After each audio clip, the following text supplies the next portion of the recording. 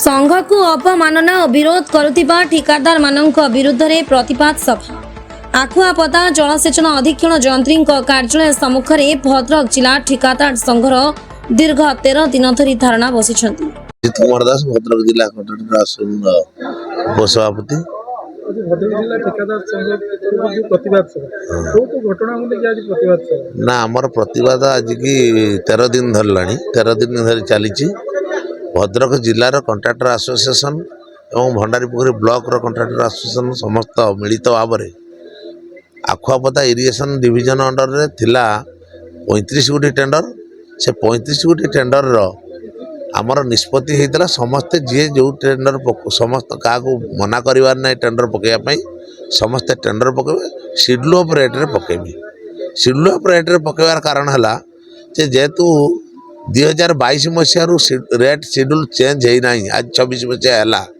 तेणुक एक रकम आमर लेस रे टेंडर हो तेणुक निष्पत्ति कराई कंट्राक्टर एसोसिएशन निष्पत्ति करथिला समस्ते शेड्यूल ऑफ रेट रे टेंडर पकड़े निर्धारित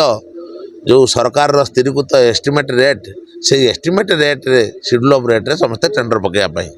किंतु भद्रक जिलार ठिकादार भाई माने समस्ते एक कथा को मानी टेंडर पकई शेड्यूल ऑफ रेट रे टेंडर पकई किंतु बाहर जिलार जाजपुर जिला केन्द्रापड़ा जिला आउ खोर्धा एमती 2-4टा पिला ए कथा को न मानी से चंचकता करी ए टेंडर को पकई लेस रे जो आम मैंने समस्ते एकत्रित हो भद्रक जिलार प्रत्येक ब्लॉक रु समस्ते आसी एठी प्रत्येक धारणा रे बसिथिलु एवं आज एससी महोदय आमको संपूर्ण भाव सहयोग करचंती एवं से निष्पत्ति जहाँ आमको देइचंती से निष्पत्ति रे आम समस्ते एकमत निष्पत्ति देले जो टेंडर गुड़िक शेड्यूल ऑफ रेट टेंडर पड़ी से गुड़िक लटरी हम बर्तमान आम 9 गोटी टेंडर पड़ी शेड्यूल ऑफ रेट भद्रक जिलार ठेकेदार भाई मैंने पकई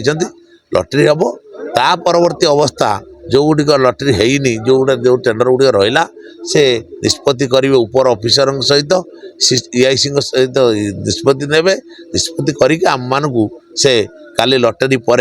यह सविशेष पदक्षेप ने एवं आम मान आपण मैंने पूर्ण मात्रा रे भरोसा रखु मु जहाँ करी से कंट्राक्टर भाई मान हित